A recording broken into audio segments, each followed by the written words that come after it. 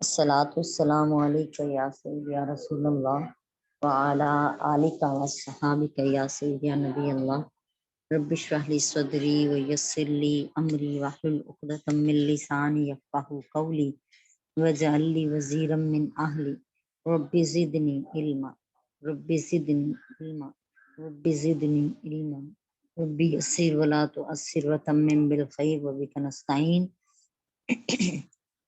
اللہم اجرنی فی مصیبتی واخلف لی خیرا منہا اللہم صلی علی سیدنا و مولانا محمد وعلی آلہ وصحابہ وبارک وسلم۔ کل ہم نے وائس میسیج پہ اپنی ریکارڈنگ کی تھی، غزوہ بدر کے بارے میں مختصر تذکرہ کیا تھا، اور آج ہم غزوہ احد کے بارے میں تذکرہ کر لینے کے بعد ہم اپنی آیت کو شروع کریں گے تاکہ ہمیں ان آیات کو سمجھنے میں مدد ملے۔ اعوذ باللہ من الشیطان الرجیم، بسم اللہ الرحمن الرحیم۔ غزوہ احد 3 ہجری کو وقوع پذیر ہوا۔ قریش مکہ جو 1 سال پہلے بدر میں شکست کھا چکے تھے، 1 سال تک بڑے جوش و خروش سے یہ جنگ کی تیاریاں کرتے رہے۔ ان کے سینوں میں انتقام کی آگ بھڑک رہی تھی۔ 5 شوال 3 ہجری کو نبی کریم علیہ السلام کو یہ اطلاع ملی کہ کفار قریش کا لشکر مدینہ منورہ کے قریب آ پہنچا ہے۔ صبح کو آپ نے مہاجرین، انصار اور عبداللہ بن ابی سے مشورہ کیا کہ مہاجرین، اکابرین انصار اور عبداللہ بن ابی کی یہی رائے تھی کہ شہر میں رہ کر ہی مقابلہ کیا جائے، لیکن انصار کے جو نوجوان تھے ان کی رائے یہ تھی کہ شہر سے باہر نکل کر دشمن کا مقابلہ کریں۔ نبی کریم علیہ السلام زیرہ پہن کر باہر تشریف لائے۔ ان لوگوں کو بعد میں افسوس ہوا کہ ہم نے نبی کریم علیہ السلام کی مرضی کے خلاف کیوں اصرار کیا۔ ان نوجوانوں نے اپنی رائے سے رجوع کر لیا، لیکن آپ نے فرمایا اب نبی کی شان یہ نہیں کہ وہ ہتھیار پہن کر اتار دیں۔ قریش مکہ نے بدھ کے دن مدینہ کے قریب کوہ احد پر پڑاؤ ڈالا۔ نبی کریم علیہ السلام جمعے کے دن نماز جمعہ کے بعد 1000 صحابہ اکرام کے لشکر کے ساتھ شہر سے باہر نکلے۔ عبداللہ بن ابی اپنے 300 ساتھیوں کو لے کر آیا تھا، لیکن یہ کہہ کر واپس ہو گیا کہ محمد صلی اللہ علیہ وسلم نے میرا مشورہ قبول نہیں کیا۔ اب رسول اللہ صلی اللہ علیہ وسلم کے ساتھ صرف 700 صحابہ اکرام رہ گئے تھے، جن میں سے 100 کے پاس زرہیں تھیں، اور ان میں سے بھی کچھ کم عمر صحابہ اکرام تھے جن کو نبی کریم علیہ السلام نے واپس بھیج دیا تھا، جن میں حضرت زید بن ثابت، حضرت برا بن عازب، حضرت ابو سعید خدری اور حضرت عبداللہ بن عمر رضی اللہ تعالیٰ عنہم شامل تھے۔ نبی کریم علیہ السلام نے احد کے پہاڑوں کے پیچھے صف بندی کی۔ احد پہاڑ کی پشت کی طرف سے یہ خطرہ تھا کہ دشمن اس طرف سے کہیں حملہ نہ کر دے، اس لیے آپ نے وہاں حضرت عبداللہ بن جبیر کی زیر نگرانی 50 تیر اندازوں کا ایک دستہ مقرر کیا تھا، اور یہ حکم فرمایا کہ چاہے فتح ہو یا نہ ہو، یعنی فتح ہو یا شکست ہو، دونوں صورتوں میں تم لوگوں نے یہاں سے اپنی جگہ سے نہیں ہٹنا، جگہ نہیں چھوڑنی۔ جنگ کی ابتدا کچھ یوں ہوئی کہ قریش کا جو علم بردار تھا، اس نے طلحہ اس کا نام تھا، وہ صف سے نکل کر اس نے پکارا مجھ سے مقابلہ کون کرے گا۔ حضرت علی کرم اللہ وجہ الکریم اس کے مقابلے کے لیے نکلے اور ایک ہی وار سے اس کو جو ہے اس کو ہلاک کر دیا۔ طلحہ کے بعد عثمان نکلا اور وہ حضرت سیدنا حمزہ رضی اللہ تعالیٰ عنہ کے ہاتھوں مارا گیا۔ اس کے بعد عام جنگ شروع ہو گئی۔ حضرت حمزہ، حضرت علی، حضرت دجانہ رضی اللہ تعالیٰ عنہ فوجوں کے اندر گھس گئے اور کفار کی صفیں الٹ دی۔ جبیر بن مطعم کا ایک حبشی غلام تھا جس کا نام وحشی تھا، اس نے وعدہ کیا کہ اگر جبیر نے اس سے وعدہ کیا تھا کہ اگر اس نے حمزہ کو یعنی حضرت حمزہ کو قتل کر دیا تو اسے آزاد کر دیا جائے گا۔ وہ حضرت حمزہ کی طرف تاک لگا کر تاک میں تھا کہ ایک بار حضرت حمزہ ان کے نشانے کی زد پر آئے، اس نے نیزہ مارا اور جو آپ کے ناف کے آر پار ہوا حضرت حمزہ لڑکھڑا کر گرے اور روح مبارک پرواز کر گئی۔ کفار اس جنگ میں بڑی ہوشیاری سے لڑ رہے تھے، لیکن جنگ میں مسلمانوں کا پلہ بھاری تھا۔ حضرت علی کرم اللہ وجہ الکریم، حضرت ابو دجانہ کے شدید حملوں سے کافروں کے پاؤں اکھڑ گئے تھے۔ بالآخر کفار بدحواسی سے پیچھے ہٹے۔ اس کے ساتھ ہی مسلمانوں نے مال غنیمت اکٹھا کرنا شروع کر دیا۔ یہ منظر دیکھ کر جن مسلمانوں کو نبی کریم علیہ السلام نے احد کے پہاڑ کے پچھلے حصے پر مامور کیا تھا، مقرر کیا تھا، وہاں پہ وہ بھی مال غنیمت لینے کے لیے دوڑ پڑے۔ حضرت عبداللہ بن زبیر نے ان کو بہت روکا، مگر وہ باز نہ آئے، اور تیر اندازوں کی خالی جگہ دیکھ کر خالد بن ولید نے پیچھے سے حملہ کیا۔ حضرت عبداللہ بن زبیر اور صرف چند ایک مجاہدین ان کے ساتھ وہاں کھڑے رہے تھے، جبکہ 50 لوگ تھے، اور نبی کریم علیہ السلام نے سختی سے منع کیا تھا کہ ان لوگوں نے وہاں سے نہیں ہٹنا۔ لیکن کیا ہوا کہ وہ حضرت عبداللہ بن زبیر اور سرفروش جتنے ان کے مجاہدین وہاں تھے، ان سب نے وہاں پہ جان دی، اپنی شہید ہو گئے۔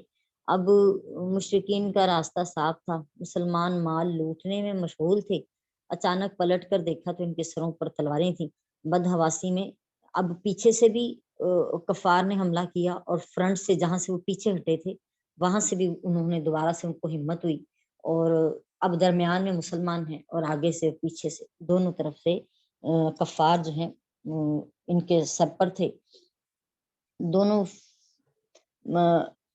فوجیں جو تھی اس طرح مکس ہوئیں، مخلوط ہو گئیں کہ بعض مسلمان بھی مسلمانوں کے ہاتھوں مارے گئے۔ حضرت مصعب بن عمیر ابن کمیہ کے ہاتھوں شہید ہوئے۔ وہ نبی کریم علیہ السلام کی چہرے سے بڑی مشابہت رکھتے تھے، اس لیے یہ افواہ پھیل گئی کہ نبی کریم علیہ السلام خدا نخواستہ شہید ہو گئے ہیں۔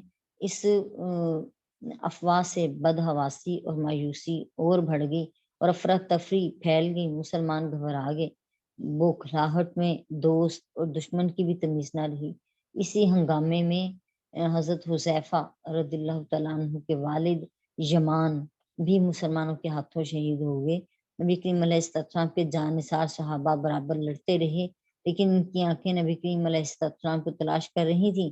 سب سے پہلے حضرت کعب بن مالک رضی اللہ تعالیٰ عنہ نے رسول اللہ صلی اللہ علیہ وسلم کو دیکھا۔ آپ کے چہرہ مبارک پر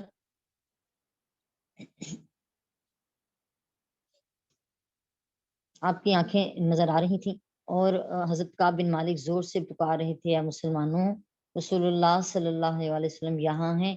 یہ سن کر ہر طرف سے جان نثار صحابہ آپ کے گرد اکٹھے ہو گئے۔ کفار نے بھی اسی طرف دباؤ ڈالنا شروع کیا۔ 5 صحابہ نے ایک ایک کر کے جان دے دی، لیکن کسی کافر کو آپ کی طرف بڑھنے نہیں دیا۔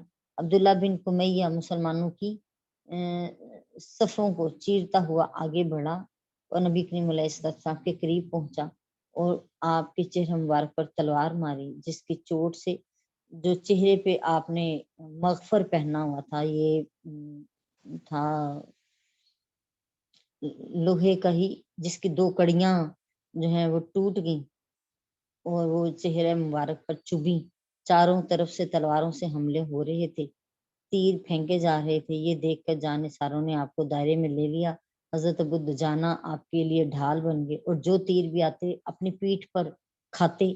دوسری طرف حضرت طلحہ آپ کی ڈھال بنے ہوئے تھے، اور تلواروں کے وار کو اپنے ہاتھوں سے روک رہے تھے۔ اسی کیفیت میں ان کا ایک ہاتھ کٹ کر گر پڑا۔ اللہ اکبر۔ حضرت ابو طلحہ بھی آپ کے لیے ڈھال بن کر کھڑے رہے۔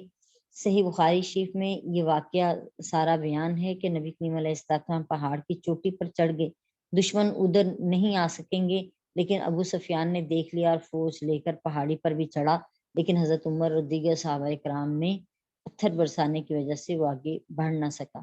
قریش کی عورتوں نے جوش انتقام میں مسلمانوں کی لاشوں کو بھی نہ چھوڑا، ان کا مسئلہ کیا، یعنی کہ ان کے چہرے سے ناک اور کان کاٹ دیے۔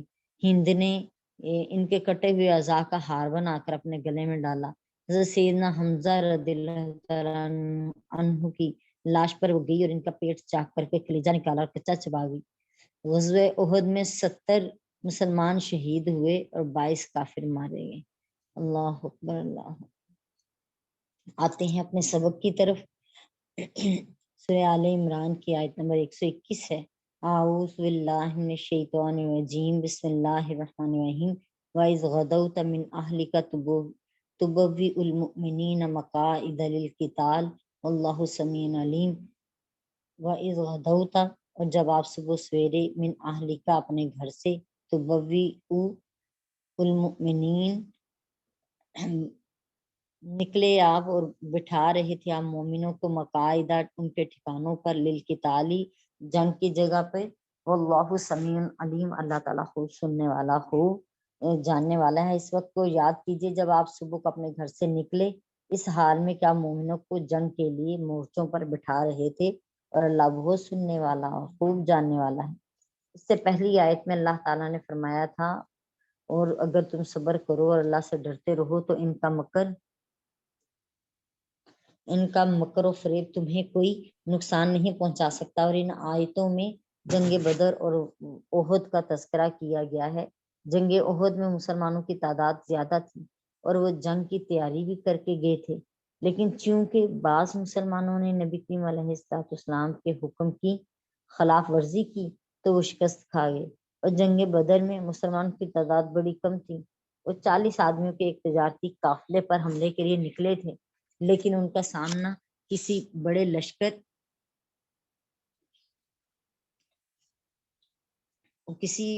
لشکر سے مار کاروائی کرنے کے لیے گھر سے نہیں نکلے تھے، لیکن چونکہ نبی کریم علیہ السلام کے احکامات پر ان سب نے پورا عمل کیا، اسی لیے اللہ تعالیٰ نے ان کو فتح اور نصرت سے نوازا۔ اس سے معلوم ہوا کہ فتح کا مدار اعداد کی کثرت پر اور اسلحے کی زیادتی پر نہیں ہے، بلکہ اس کا مدار جو ہے وہ صبر اور تقوی پر ہے۔ نبی کریم علیہ السلام جمعے کے دن نماز جمعہ کے بعد احد کی طرف روانہ ہوئے اور ہفتے کے دن احد کی گھاٹیوں میں پہنچے۔ آپ پیدل چل رہے تھے اور جنگ کے لیے اپنے صحاب کی صفیں باندھ رہے تھے۔ اگر کوئی شخص صف سے باہر نکلا ہوا ہوتا تو آپ اس کو صف کے اندر کر دیتے۔ آپ وادی کے نشیب میں اترے، یعنی نچلے سے پر، اور آپ کی پشت اور لشکر احد کی طرف تھا۔ حضرت برا رضی اللہ تعالیٰ عنہ بیان کرتے ہیں، یہ صحیح بخاری شریف کی حدیث سے پاک ہے، کہ جس دن ہمارا مشرکوں سے مقابلہ ہوا، نبی کریم علیہ السلام نے تیر اندازوں کا ایک لشکر احد پہاڑ پر بٹھا دیا، اور حضرت عبداللہ بن جبیر بن مطعم کو ان کا امیر بنا دیا، اور فرمایا تم اس جگہ سے نہ جانا، اگر تم یہ دیکھو کہ ہم غالب آ گئے ہیں پھر بھی تم یہاں سے نہ جانا، اور اگر تم دیکھو کہ مشرکین ہم پر غالب آ گئے ہیں تو تب بھی تم ہماری مدد کے لیے نہ آنا، بلکہ اپنی جگہ پر ہی کھڑے رہنا۔ سبحان اللہ و بحمدہ سبحان اللہ العظیم۔ اگلی آیت پڑھتے ہیں۔ اذ ہمت طائفتان منکم ان تفشلا واللہ ولیہما وعلی اللہ فلیتوکل المؤمنون۔ اذ ہمت طائفتان منکم تفشلا، اور جب ارادہ کیا دو گروہوں نے، منکم تم میں سے، ان تفشلا یہ کہ ہمت ہار دیں، واللہ ولیہما تو اللہ ہی تم دونوں کا مددگار ہوا، وعلی اللہ فلیتوکل المؤمنون اور مومنوں کو چاہیے کہ وہ اللہ ہی کی ذات پر بھروسہ کریں۔ اور تم میں سے دو گروہ بزدلی پر تیار ہوگی، حالانکہ اللہ ان کا مددگار تھا، اور مومنوں کو اللہ ہی پر توکل کرنا چاہیے۔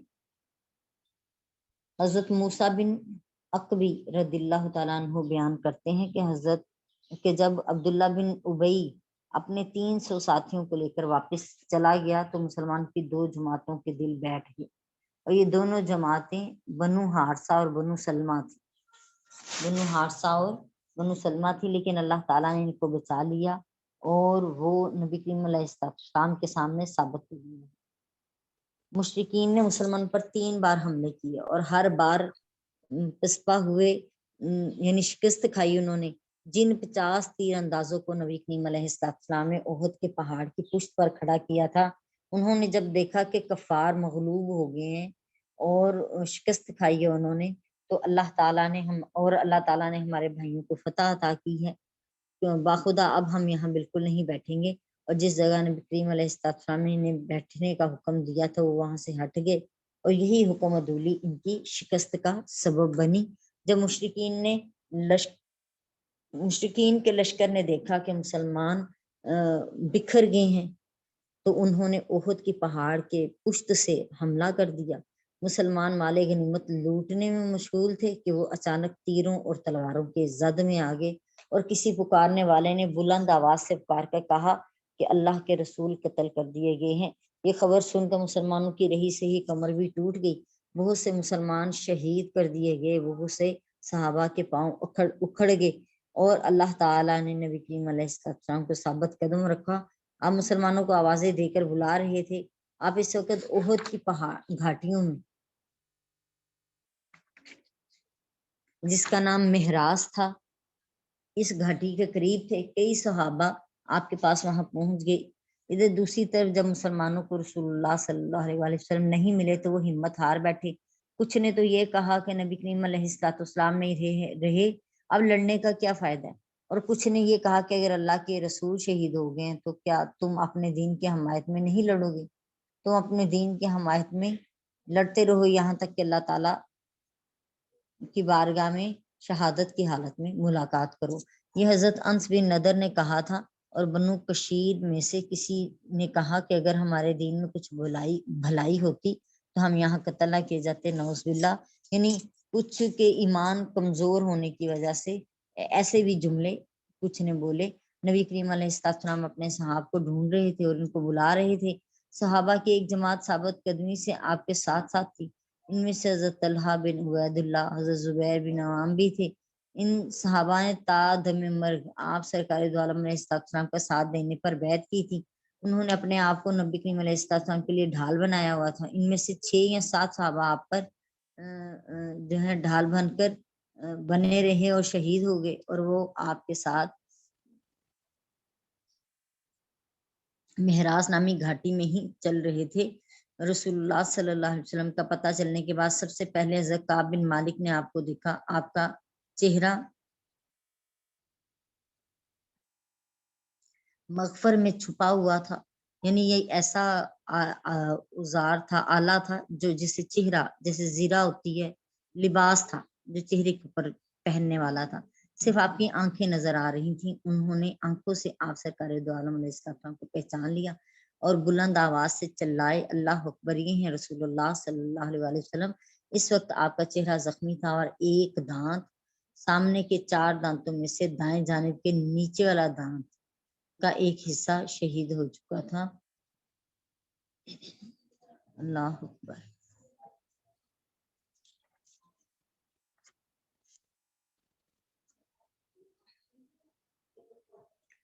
اعوذ باللہ من الشیطان الرجیم، بسم اللہ الرحمن الرحیم۔ وَلَقَدْ نَصَرَكُمُ اللَّهُ بِبَدْرٍ وَأَنْتُمْ أَذِلَّةٌ فَاتَّقُوا اللَّهَ لَعَلَّكُمْ تَشْكُرُونَ، اور البتہ مدد کر چکا ہے اللہ تعالیٰ تمہاری بدر کے مقام پہ، جنگ بدر میں، وَأَنْتُمْ أَذِلَّةٌ، اور جبکہ تم کمزور تھے، فَاتَّقُوا اللَّهَ لَعَلَّكُمْ تَشْكُرُونَ، بس تم اللہ سے ڈرتے رہو تاکہ تم شکر گزار ہو جاؤ۔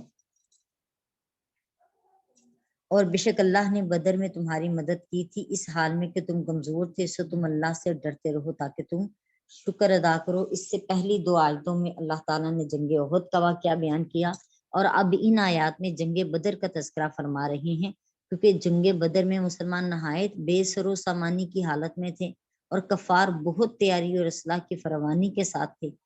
اس کے باوجود اللہ تعالیٰ نے مسلمانوں کو مشرکوں پر غلبہ عطا کیا تھا، اور یہ اس بات کی قوی دلیل ہے کہ اللہ تعالیٰ کے سوا اور کسی پر بھروسہ اور توکل نہیں کرنا چاہیے، اور نہ اس کے سوا اور کسی سے مدد طلب کرنی چاہیے۔ اور اس سے مقصود یہ ہے کہ اس آیت کو کہ اگر تم اللہ کے احکام کی اطاعت پر صبر کرو اور اللہ سے ڈرتے رہو تو کافروں کا مکر و فریب تمہیں بالکل نقصان نہیں پہنچا سکتا۔ اس میں تاکید کی جا رہی ہے مومنوں کو کہ انہیں اللہ ہی کی ذات پر توکل کرنا چاہیے۔ بدر جی مکہ اور مدینہ کے درمیان ایک وادی ہے جس کا نام بدر ہے، اور بدر ایک گاؤں کا نام ہے جہاں ہر سال میلہ لگتا تھا۔ بدر مدینہ منورہ سے تقریباً 80 میل کی مسافت پر واقع 80 میل کی مسافت پر واقع ہے، اور بدر کا لغوی معنی بھرنا ہے۔ 14ویں رات کے چاند کو بھی بدر کہا جاتا ہے کیونکہ وہ بھرا ہوا اور مکمل ہوتا ہے۔ مکہ اور مدینہ کے درمیان ایک وادی میں مشہور کنواں ہے۔ ایک روایت یہ بھی ہے کہ جی اس میں کنواں ہے جس کا نام بدر تھا۔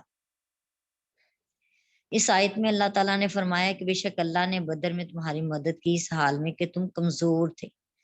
اور سورہ منافقون کی آیت نمبر 8 میں اللہ پاک نے فرمایا اللہ ہی کے لیے عزت ہے اور اس کے رسول کے لیے اور مومنوں کے لیے۔ اس آیت میں مسلمانوں کے لیے لفظ الذلہ، ذلت کا لفظ استعمال کیا گیا ہے۔ اس سے مراد ذلت نہیں ہے بلکہ اس سے مراد کمزوری ہے، ضعف ہے، ضعف یعنی کہ کمزوری۔ اور سورہ منافقون سے مراد اللہ تعالیٰ کی نظر میں معزز ہونا ہے کہ مسلمانوں کا دین باقی ادیان پر غالب ہے۔ اس وجہ سے جو ہے نا اللہ کی نظر میں وہ دین بھی معزز ہے اور دین پر عمل پیرا کرنے والے بھی۔ اللہ اور اس کی اطاعت کی شرط پر دنیا میں بھی مادی غلبہ پانا اور سرفرازی حاصل کرنا ہے۔ جنگ بدر میں مسلمان مادی طور پر ضعیف تھے کیونکہ ان کی تعداد 313 تھی اور کفار 950 تھے۔ ان کے پاس صرف 2 گھوڑے اور 80 اونٹ تھے، اور کفار کے پاس 100 گھوڑے بکثرت اونٹ اور وافر مقدار میں اسلحہ تھا۔ دوسری وجہ یہ بھی ہو سکتی ہے کہ کفار کی نظروں میں مسلمان ضعیف تھے، کمزور تھے، یا مسلمانوں نے مکہ میں کفار کی جو قوت اور شوکت دیکھی تھی اس کے مقابلے میں وہ خود کو کمزور سمجھتی تھی۔ آج بھی مسلمان مادی طور پر ضعیف اور مغلوب ہیں، اور ان کے مقابلے میں کفار مادی طور پر بڑا قوی ہے، غالب ہے، لیکن مسلمانوں کے اس لحاظ سے غلبہ حاصل ہے کہ ان کی کتاب اپنے اصل متن کے ساتھ من و ان محفوظ ہے، جبکہ تورات اور انجیل جس زبان میں نازل ہوئی تھی اس زبان میں وہ کتاب آج کہیں بھی موجود نہیں ہے۔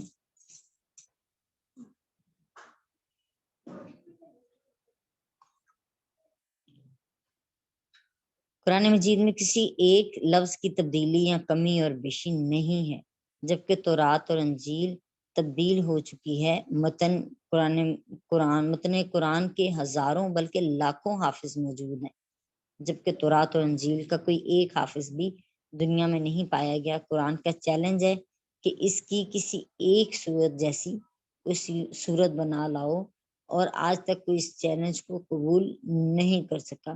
مسلمانوں کے نبی کی پیدائش سے لے کر وفات تک مکمل سیرت مستند حوالوں سے مکمل محفوظ ہے، جبکہ اور کسی نبی کی مکمل سیرت پوری سند کے ساتھ موجود نہیں ہے۔ مسلمانوں کے نبی کے تمام ارشادات سندوں کے ساتھ موجود ہیں، اور کتاب کی تعلیم اور دین کی ہدایت کے متعلق آپ نے جو کچھ بھی فرمایا ہے وہ سب محفوظ کر لیا گیا ہے اور سینوں سے صحیفوں میں منتقل ہو کر دنیا میں آج تک موجود ہیں، اور وہی دین پر اتھارٹی ہیں، جبکہ اور کسی نبی کے ارشادات اس طرح محفوظ نہیں کیے گئے اور نہ ان کو دین میں حجت مانا گیا ہے۔ قرآن اور حدیث کی پیشن گوئیاں اپنے سچائی کو ہر زمانے میں منواتی رہی ہیں۔ مثلاً روم کا ایرانیوں پر غالب آ جانا، صدیاں گزر جانے کے بعد بھی فرعون کے جسم کا موجود ہونا، سلامت رہنا قرآن مجید کی پیشن گوئی تھی۔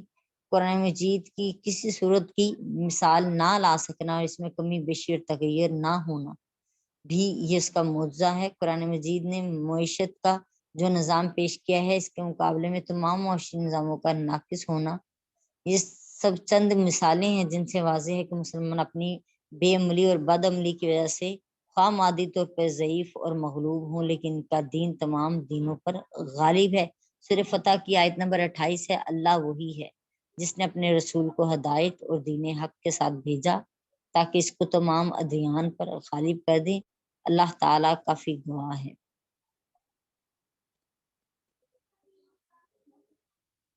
اللہ تعالیٰ ہمیں سمجھنے کی توفیق عطا فرمائے۔ یہاں میں ایک دو آیات ہیں اس حوالے سے، سورہ انفال کی آیت نمبر 46 ہے، اور آپس میں جھگڑا نہ کرو ورنہ بزدل ہو جاؤ گے، تمہاری ہوا اکھڑ جائے گی۔ مسلمانوں کی آج کی کمزوری اور مغلوبیت یعنی شکست کھانے کی وجہ یہ ہے کہ انہوں نے اللہ اور اللہ کے رسول کی اطاعت سے منہ پھیر لیا ہے۔ اللہ ماشاء اللہ سب ایک جیسے نہیں ہیں۔ رسول اللہ صلی اللہ علیہ وآلہ وسلم کی سنت پر عمل کرنا باعث عار سمجھنے لگے ہیں، مغربی تہذیب کو اپنانا باعث فخر سمجھتے ہیں، موسیقی اور راگ و رنگ میں ڈوب گئے ہیں، مسلمان آپس میں انتشار کا اور فرقہ پرستی کا شکار ہو گئے ہیں، سائنسی علوم اور تربیت حاصل کرنے کی بجائے جو تعیشات ہیں اور تن آسانی میں مبتلا ہو گئے ہیں، تجارت جو ہے اس میں مداربت کے اصول کی بجائے سودی کاروبار اور جوئے اور سٹے کو اپنایا گیا ہے، اور معاشرتی بدحالی کا شکار ہوئے ہیں، اپنے وطن کی دفاع اور اس کے حفاظت کے بھی قابل نہیں رہے۔ یہ سب اللہ اور اللہ کے رسول کی اطاعت نہ کرنے کی وجہ ہے، اور اپنے دین سے لگاؤ نہ رکھنے کی وجہ ہے کہ کوا چلا ہنس کی چال اور اپنی چال بھی بھول گیا۔ سورہ آل عمران کی آیت نمبر 139 میں فرمایا، اور سستی نہ کرو اور غم نہ کرو اور تم ہی غالب رہو گے، بشرط یہ کہ تم ایمان کامل پر قائم رہو۔ ایمان کامل پر قائم رہنا جو ہے نا وہ معاملہ ہے۔ علامہ اقبال فرماتے ہیں، میں تجھ کو بتاتا ہوں تقدیر امم کیا ہے، شمشیر و ثنا اول، طاؤس و رباب آخر، تیرے صوفے ہیں فرنگی، تیرے قالین ہے ایرانی، لہو مجھ کو رلاتی ہے جوانوں کی تن آسانی۔ اللہ تعالی ہمیں سمجھنے کی اور عمل کی توفیق عطا فرمائے۔ باقی سبق جی ہماری آیت نمبر 124 اور 25 رہ گئی ہیں، وہ انشاءاللہ تعالی ہم کل کریں گے، اور کل مکمل کر کے اس کا ٹیسٹ اناؤنس کر دیں گے۔ اللہ پاک ہمارا حامی و ناصر ہو۔ صدق اللہ العظیم۔ السلام علیکم ورحمۃ اللہ وبرکاتہ۔